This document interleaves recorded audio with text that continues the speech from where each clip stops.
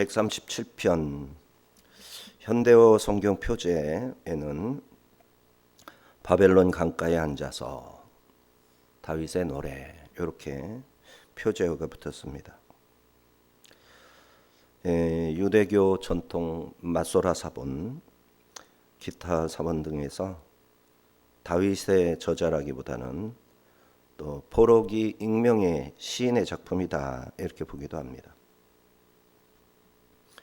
어쨌든 이 시는 시온의 노래, 시온을 사모하며 노래하는데 바벨론에서 노래하는 거죠. 586년 586년 5월 10일 멸망하던 그날을 기억하면서 이제 바벨론 강가의 버드나무 있으면 그 나무를 중심으로 해서 여러 사람이 모여야 되니까 예배 처소죠.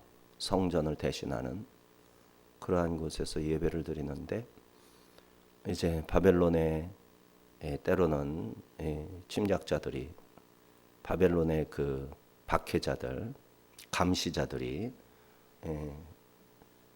이 유다 사람들이 모여서 뭘 하니까 감시하는 사람들이 지키는 거죠. 우리 일제시대 일본 사람들이 늘 감시했듯이. 그리고는 이제 한마디씩 하는 거죠. 노래를 한번 해보라고. 성전의 노래가 찬양대의 찬양이 너무너무 그렇게 듣기가 좋았다는데 한번 여기서도 한번 해보라고 그러는 거죠. 자, 이런 시대에 그 노래를 어떻게 하나님 앞에 불려지게 돼 있는 노래를 저 감시자들을 위해 부를 수 있겠는가? 이런 마음, 그런 마음을 가지고 옛날 성전에 파괴될 때 에돔 사람들이 바벨론이 짓밟을 때 헐어버려라 그렇게 주문을 외듯이 저주를 퍼부었던 기억하고 바벨론에 대하여 갚아달라고, 또 에돔에 대해서 원수를 갚아달라고 하는 내용의 시입니다.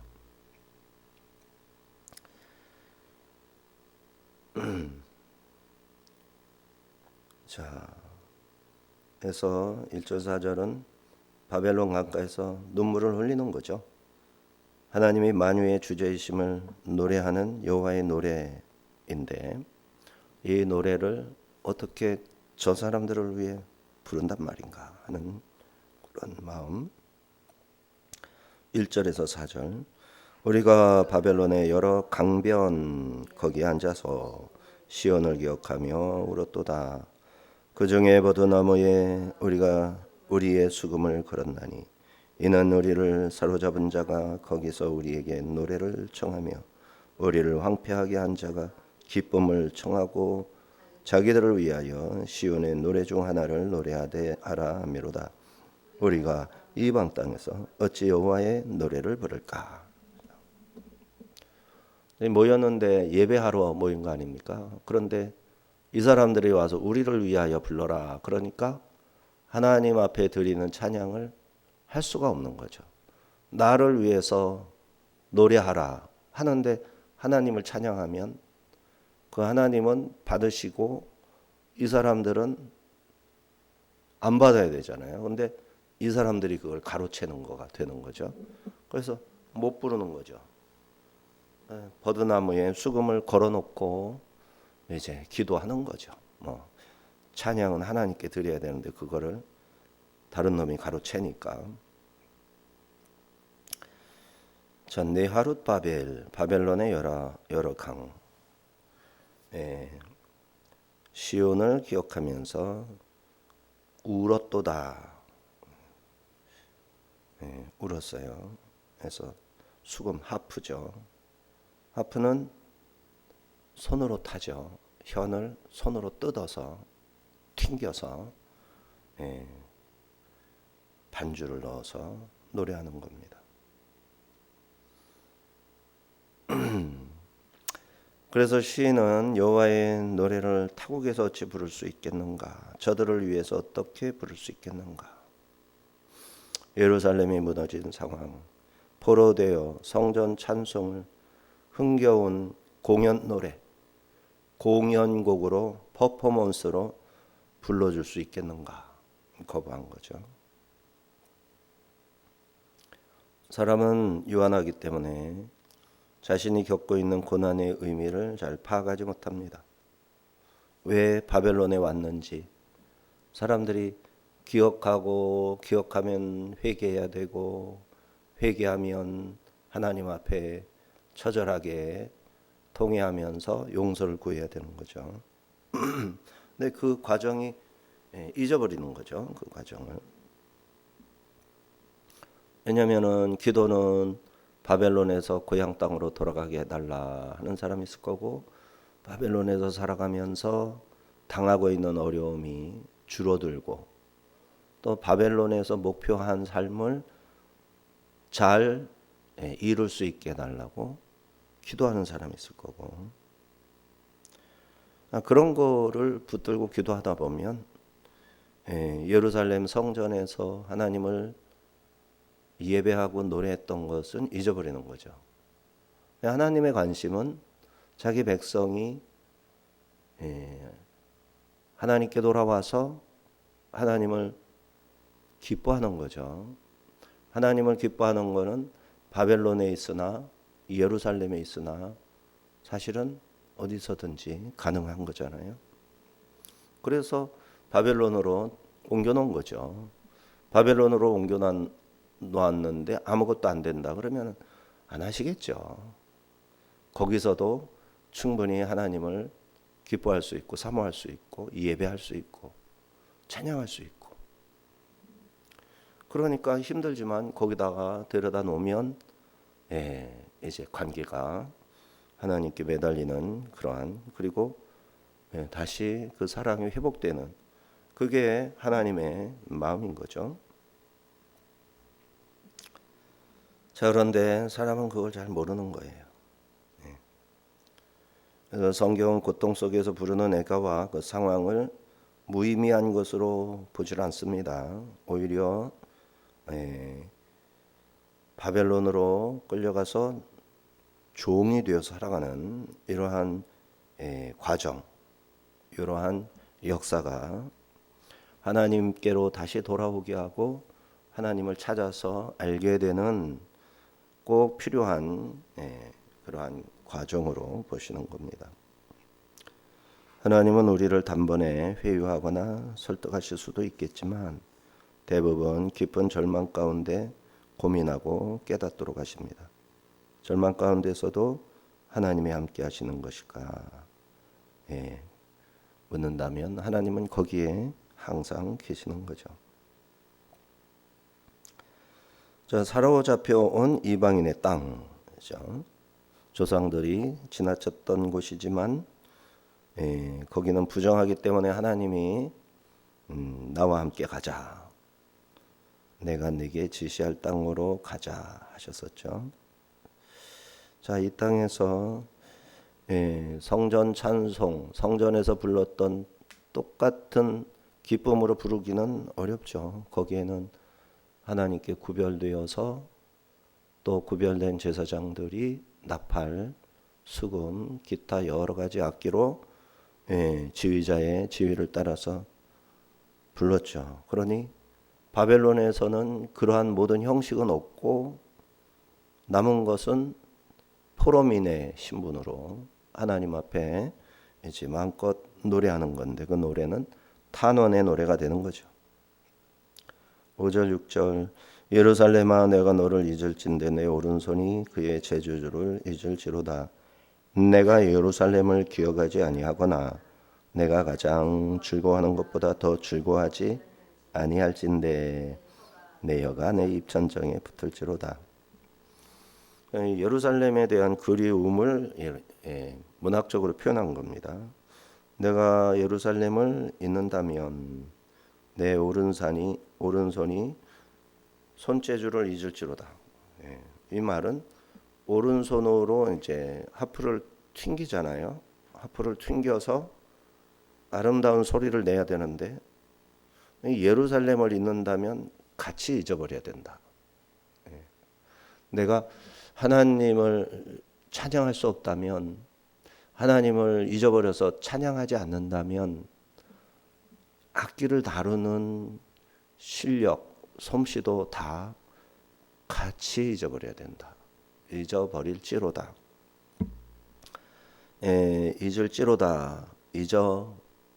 잊게 하소서에 이게 이제 청원, 기도의 청원의 또 다른 표현이죠. 그의 재주를 잊을지로다. 그 재주를 잊어버리겠다. 예. 하프 연주법을 잊어버리겠다.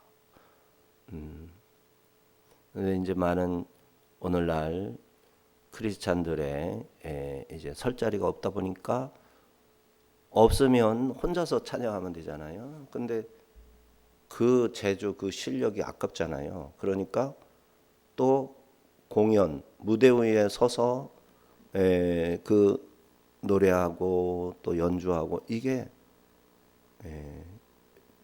너무 하고 싶은 거잖아요. 그래서 하나님을 찬양하는 것을 이제 사람을 위해서 하는 거죠. 이런 일들이 많잖아요. 그러나 이제 그것도 신앙의 수준에 의해서 하는 거니까 성경에서 이렇게 표현하는 것은 그럴 수 있겠는가? 나는 내 재주를 다 잊어버리겠다. 내 오른손아 그 하프를 연주하는 그 손 재주를 다 잊어버려라. 잊어버리겠다.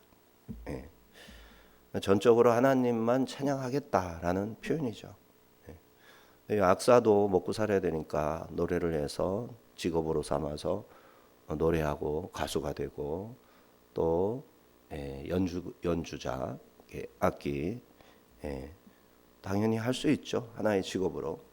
그러나 하나님을 신실하게 사모하는 몇몇 사람들은 이 시인의 노래를 자기의 삶에 그대로 적용해서 살기도 하는 겁니다. 모든 사람이 그러는 것은 아니고 성경이 또 그렇게 하라고 말하는 것도 아니죠. 이 시인이 그렇게 하는 것이고 이 시인만큼 하나님을 사랑하는 사람은 공감이 되는 내용이죠.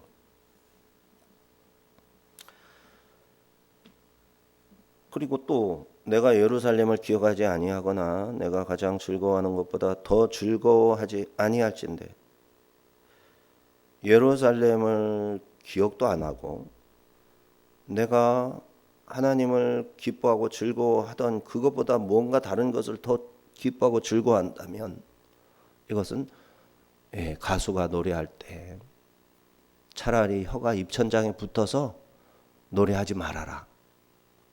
여호와를 잊어버리려면 그 찬양하는 노래를 못하도록 혀가 입천장에 붙어라. 그런데 이 찬양에다가 찬양을 중심으로 해서 5절 6절을 우리가 그렇게 읽어낼 수가 있어요. 안 그러면은 말 자체를 못하는 거잖아요. 입천장에 붙어라. 근데 즐거워하면서 말하는 것은 노래하는 거잖아요. 하나님 앞에서는 즐거운 찬양을 드리는 거고. 그다음에 일반적으로 이제 무슨 동네 잔치에서 가수 노래 잘하는 사람은 언제든지 사람들 앞에 나서 가지고 흥겹게 노래를 부르잖아요. 중동은 그게 흔한 일이란 말이에요. 누구 생일이다, 즐거운 뭐 복된 일이 있다. 그러면 모두가 모여서 노래하고 같이 강강수월래 같은 그러한 춤도 같이 추고 그러는 거죠. 근데 예루살렘의 그 은혜로운 예배를 잊어버린다면 혓바닥이 들러붙어서 찬송 혹은 노래를 다 잊어버릴지로다. 이렇게 자기 혀에게 자기 입에게 그렇게 말하는 거예요. 조건부 자기 저주의 사랑 고백이라고 합니다. 자, 악기를 타는 오른손, 예루살렘 노래를 부르는 혀. 예루살렘을 망각하는 순간 아무 의미도 없다. 그러려면 차라리 손은 이제 연주를 못하는 손, 혀는 노래를 못하는 혀가 되게 하소서, 이런 식으로 기도를 하고 고백하는 겁니다. 자, 요거는 또 어떤 뜻입니까? 예루살렘을 향한 하나님의 언약이 회복돼서 거기에서 예배드리게 해달라라는 또 다른 표현인 거죠. 그 마음을 문학적으로, 시적으로 표현한 거예요. 그래서 진짜 생각은 뭐예요? 우리를 구원하여 예루살렘으로 돌아가 하나님을 더욱 진실하고 신실하고 또 즐거움으로, 기쁨으로 찬양하게 하소서. 이런 기도입니다. 그러면 우리에게 적용할 수 있죠. 우리도 마찬가지죠. 오늘날 예배가 참 많이 무너졌어요. 실제로 수요 예배, 지금 우리 수요 예배가 오전 예배로 거의 돌아갔죠. 우리 교회도 심각하게 고민을 해야 됩니다. 저녁 예배보다 오전 예배가 낫겠는가? 근데 오전 예배는 더 힘들어지죠. 이제 또 상황이 바뀌어가지고. 새벽 예배는 어떻게 할 건가? 그래서 새벽 예배를 저녁 예배로 돌릴 것인가? 지금 새벽 예배 안 하고 저녁 예배로 바꾼 교회가 굉장히 많습니다. 새벽 예배 아예 안 하는 교회, 저녁 예배로 돌린 교회, 이렇게 되는 거죠. 그래서 우리가 지금 새벽 예배를 드리고 있습니다만은 언제까지 새벽 예배를 드릴 것인가? 묘원하죠. 장담을 할 수가 없어요.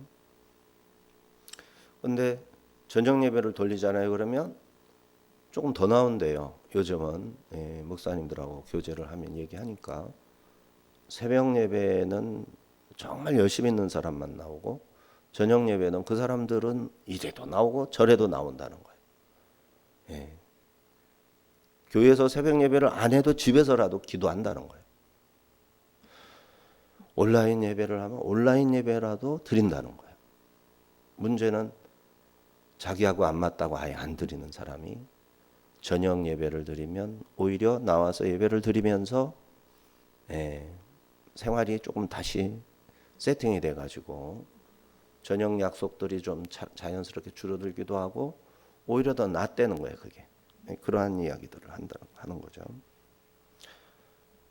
어쨌든 간에 하나님과의 관계를 어떻게 가질 것인가잖아요.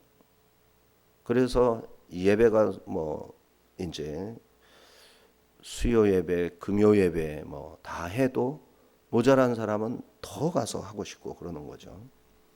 근데 그러한 열정과 그러한 하나님과의 교제가 점점 줄어들고 있으니까 우리가 이 시인의 마음에서 기도를 드린다면 어떤 기도를 드릴까요? 드린다는 말일까요? 예배를 어떻게 드릴 것이냐, 여기에 초점이 있는 것은 아니죠. 하나님과 기쁨으로 예배로 만나서 마음껏 말씀을 듣고 마음껏 거기에 대해서 이제 찬양과 기도를 드림으로 소통하는 거잖아요. 하나님의 음성을 듣고 나는 하나님께 내 마음을 드리고 하나님께 드릴 때는 그게 감사이고 찬양이고 간구이고 또 축복이고 다른 사람을 축복하는 자가 있어야 되니까 중보자들의 중요한 사명이잖아요. 그래서 어렵고 힘든 사람, 병든 사람 이런 사람들의 영혼을 놓고 기도하고 이거를 하는 거예요. 그런데 하나님이 우리에게 주시는 것은 이러한 기도에 대한 응답, 그죠? 응답. 그리고 하나님이 주시는 내적인 기쁨이라는 은혜, 내적으로 영혼이 만족할 수 있는 은혜. 가장 큰 거는 하나님의 말씀을 내가 듣고 깨닫는 거죠.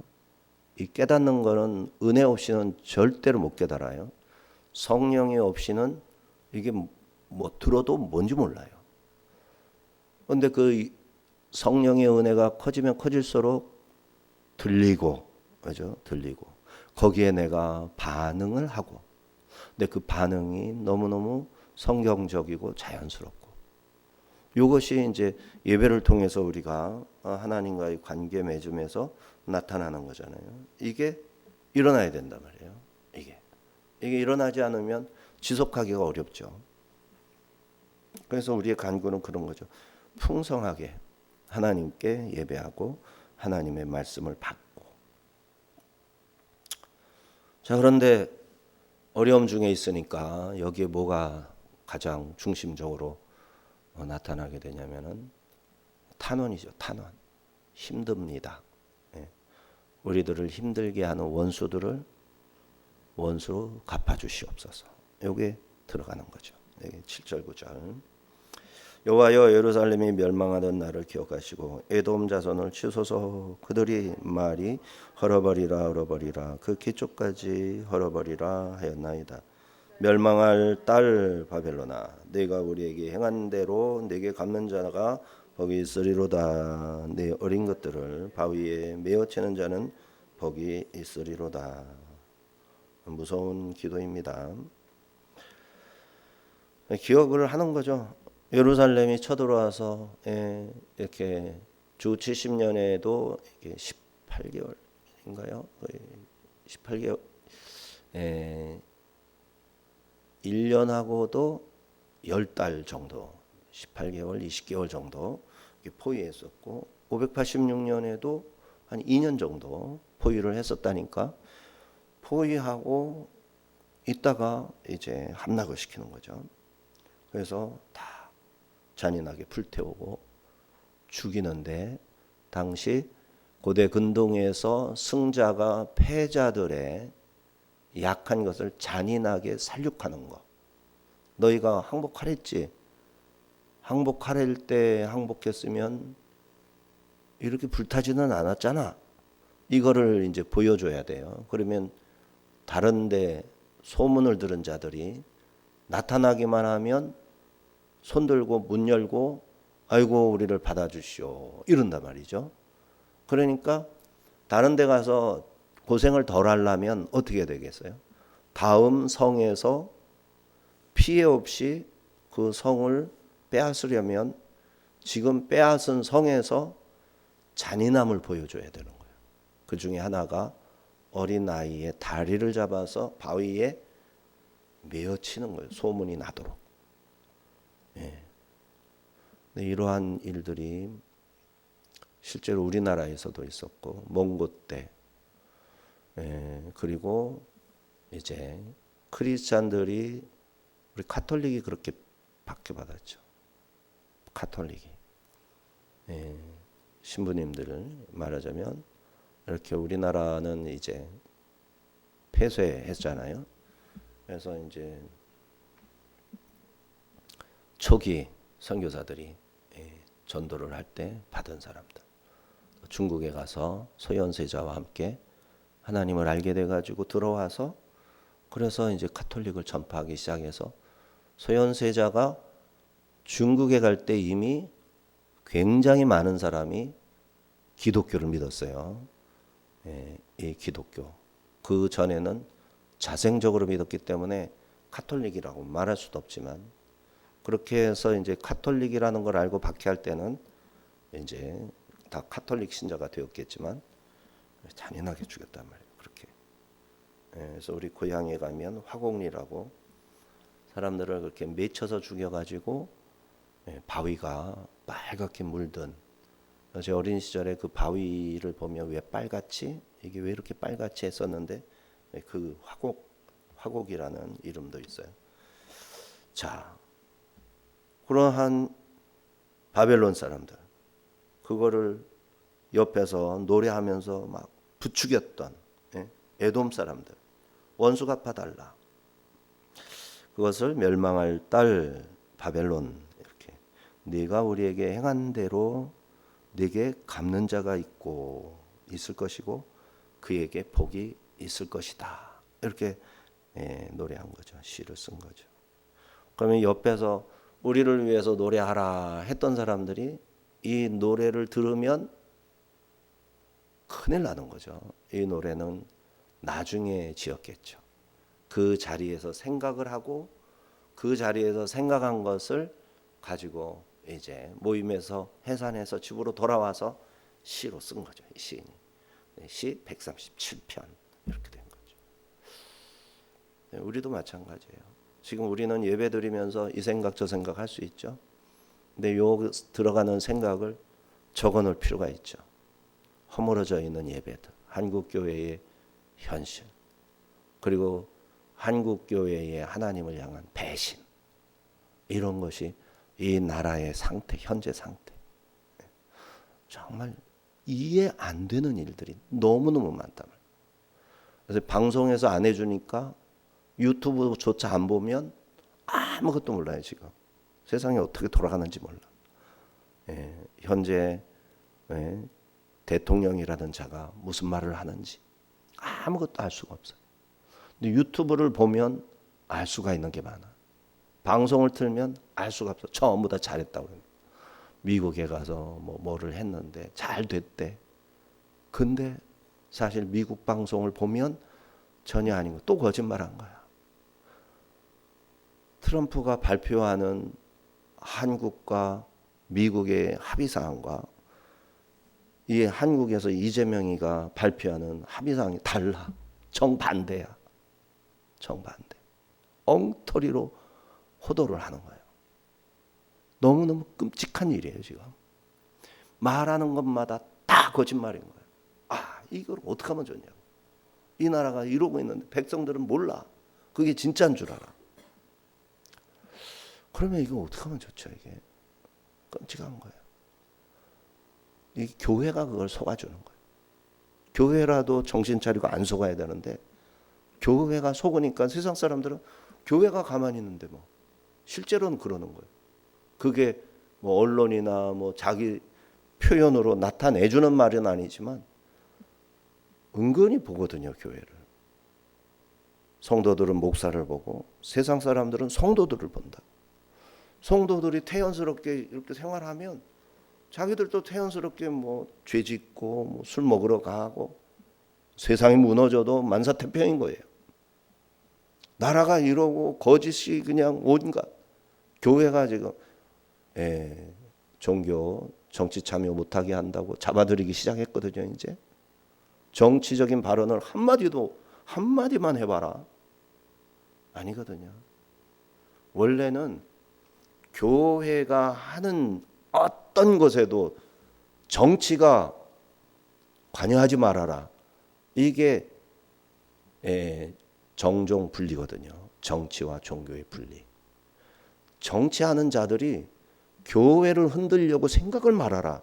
이거였는데 지금은 교회가 정치하는 사람에 대해서 한마디만 해봐라. 이걸로 사용하고 있잖아요. 근데 그게 맞다고 생각해. 교인들이. 성도들이 그게 맞다고 생각해. 아니에요. 교회는 정치인들에게 정치 똑바로 하라고 말해줄 수 있는 가장 최종적이고 가장 올바른 사람들이 일어나야 돼요. 이 기능을 없애고 있잖아요. 교회가 앞장서서. 목회자들이 앞장서서. 과거 교회를 세우고 교회의 일꾼들이 정부 요직에 서고 국회에 들어가고 교육, 기타 행정 모든 분야에 믿는 자들이 가서 다 나라를 세웠어요. 그 행정 능력 대부분 교회 청년들이 이제 진출해가지고 거기에서 그냥 우리 장로님들 얘기 들어보면 기가 막혀요. 인천을 설계하고 저 청라 뭐 또 송도 영종도 이런 거를 개발할 때 믿는 분들이 설계하고 계획하고 기도하면서 이렇게 해서 되어지는 건데 이게 일체 교회의 영향력을 끊어버린다. 이러고 있단 말이죠. 그러니 교회가 어떤 기도를 해야 되겠어요? 탄원기도, 회개기도, 용서하고 용서하여 주시고 예전 이상으로 하나님을 섬기고 찬양할 수 있게 해달라고 기도하는 것이 맞는 거죠. 시편 137편 바벨론 강가의 눈물로 시작해서 예루살렘을 잊지 않겠다 맹세로 이어지고 원수에 대한 저주의 기도로 끝나는 매우 거친 구도로 정직하게 하나님 앞에 나아가 기도하는 내용의 시입니다. 이 시를 통해 하나님은 신앙인의 눈물과 분노, 심지어 말로 옮기기 힘든 저주까지도 숨기지 않았어요. 하나님께 하는 건데 뭘 숨기겠어요. 그대로 원수들의 어린아이를 바위에 메어치는 원수의 원수가 복을 받게 하소서, 이렇게 하고 있잖아요. 오늘 우리에게도 바벨론 같은 자리, 말할 수 없는 억울함과 상처의 강변이 있습니다. 그때 이 시편은 두 가지로 우리에게 메시지를 줍니다. 시온, 곧 하나님의 나라의 소망을 이 시인처럼 기억하여야 된다. 둘째, 원수를 내 손으로 갚을 것이 아니라 모든 마음에 응어리지고 있는 것 아낌없이 다 내뱉으라는 거예요. 하나님께 안 하니까 내 손으로 직접 하게 되는 거잖아요. 그러지 말고 말로 다 하라는 거예요. 하나님 앞에서. 근데 그걸 말로 하지 않으면 이게 불상사가 일어나게 되는 거예요. 하나님께 기도로서 토로하라는 겁니다. 두 가지. 기도하겠습니다. 공의와 자비의 하나님 앞에